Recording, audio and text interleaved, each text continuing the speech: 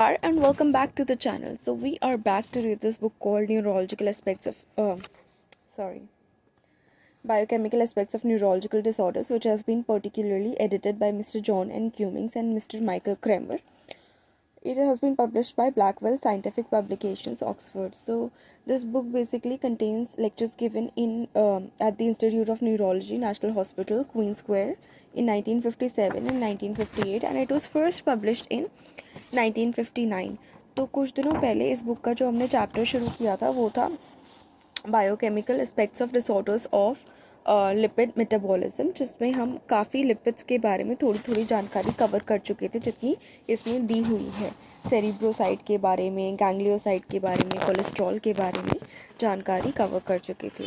अब इसमें एक हेडिंग दे रखी है जिस पे हम आज स्टार्ट करेंगे, द लिपिडोसिस। तो द लिपिडोसिस से हम आज शुरू करेंगे and this chapter has been particularly authored by mister J.N. Cummings। तो द लिपिडोसिस में फर्स्ट डिजीज़ जो डिस्क्राइब कर रखी है ऑथर ने वो है गॉशेस डिजीज़। तो इसमें बताया गया है कि जो ये कंडीशन है मेनली अफेक्ट करती है younger subjects only and rarely involve करती है ब्रेन को,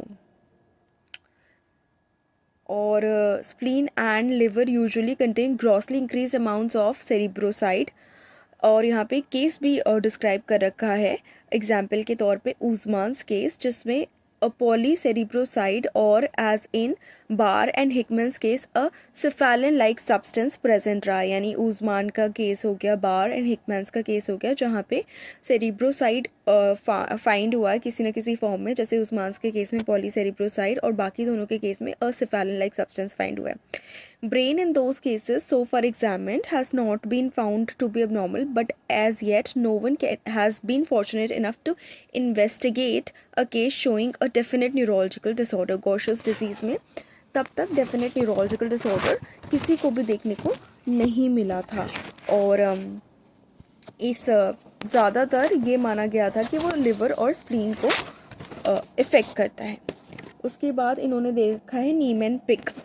अब नीमैन-पिक में ये कंडीशन है जो अफेक्ट करती है यंग चिल्ड्रन को again, and in most cases brain is not affected. इस केस में भी इस कंडीशन में भी ये माना जाता था। एंड थैनहॉजर ने ये फाइंड किया था कि जो इंक्रीज फिंजोमाइलिन कंटेंट होता है लिवर में एंड अदर ऑर्गन्स में, लेकिन मिस्टर क्लैंक ने ये फाइंड किया था कि एक increase of the substance in brain of 3 cases. Generally ऐसा माना जाता था कि ब्रेन इफेक्ट नहीं होता है, लेकिन मिस्टर क्लैंक ने स्फिंजोमाइलिन नाम के सब्सटेंस को ब्रेन में इंक्रीज होते हुए देखा था इस डिजीज़ में 3 केसेस में। He found 4 to 12 times the normal amount, and in one case personally examined there was the same increase as can be seen in table 5। यहाँ पे एक table 5 दी हुई है जिसको मैं अटैच कर दूँगी, जिसको आप रेफर कर सकते हैं। दोनों Gaucher's disease and Niemann Pick's disease might be considered as diseases of the developing brain, क्योंकि यंग बच्चों में होती हैं। नेक्स्ट इन्होंने डिस्क्राइब कर रखी है एमोरोटिक फैमिली इडियोसी। तो बेसिकली ये कंडीशन जो है गैंग्लियन सेल्स बलून्ड हो जाती है इस कंडीशन में, किससे? विद PAS पॉजिटिव लिपिड से। Mister Klenk and mister Langerbeins ने 1941 में फाइंड किया था कि in young infants this condition has an increase of neuraminic acid in the brain. ये फाइंडिंग कंफर्म की गई थी by an examination of 6 cases comprising 4 children and 2 adults. उसके बाद इस कंडीशन में ब्रेन में एक स्लाइटली रिड्यूस्ड फॉस्फोलिपिड कंटेंट देखने को मिला था, normal amount of sphingomyelin and a definitely raised level of neuraminic acid देखने को मिली थी, जो कि इंडिकेट कर रही थी एन इंक्रीज ऑफ गैंग्लियोसाइड।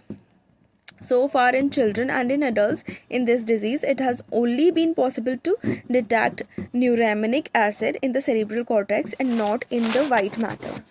ये इस डिजीज़ में देखने को मिला था बच्चों में और अडल्ट्स में सेरिब्रल कॉर्टेक्स के अंदर। नेक्स्ट इन्होंने डिस्क्राइब कर रखा है द लिपिडोसिस के अंदर ही गैर्गोलिज्म। तो बेसिकली जो गैर्गोलिज्म होता है वो most of the chemical work on this disease has, as already mentioned, been done by Mr. Brente, who has found in the brain and increased in gangliocytes। gangliocytes increase हुए। Mister clank ने agree किया है इस finding के साथ, लेकिन addition भी हैं जो कि अकॉर्डिंग टू बांटे deposits of mucopolysaccharides in other parts of the body such as in the cornea, in the mitral valve, and in some internal organ such as liver, spleen and lymphatic glands देखने को मिला है।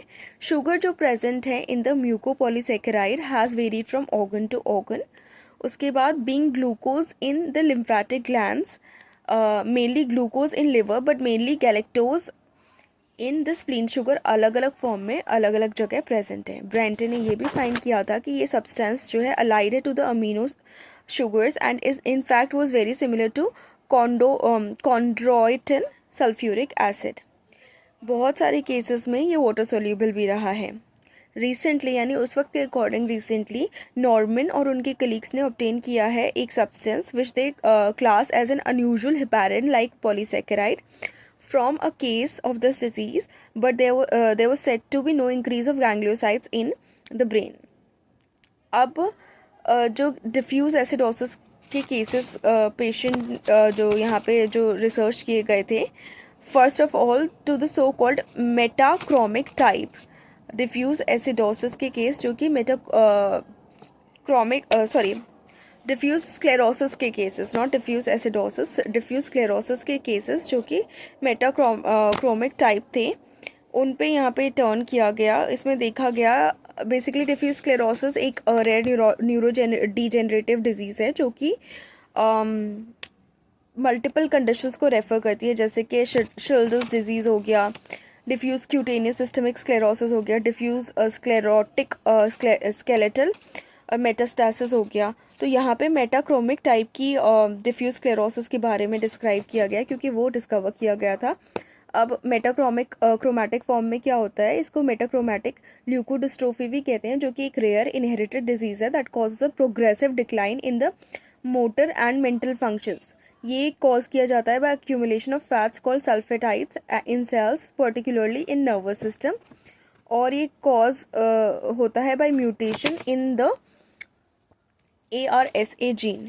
तो ये उससे मतलब इसका डिस्क्रिप्शन यही है। तो यहाँ पे जो ऑथर ओरिजिनली डिस्क्राइब कर रहे हैं इस चैप्टर में cases of diffuse sclerosis and first of all the so called metachromic in type in which there is metachromasia to be seen in the white matter in histological preparations. Edgar ने show किया है कि there was in many of these cases an increased hexosamine in the parts of the brain that were affected.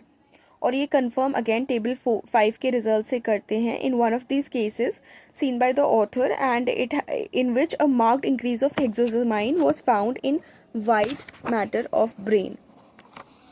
उसके बाद बहुत ही rare condition होती है जिसको कहते हैं globoid body type of diffuse sclerosis.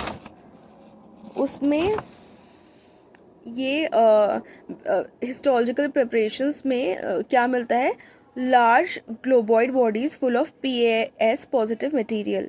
जो एक सच केस एग्जामिन किया गया था an increase of cerebroside was found, but this probably is not true in every case.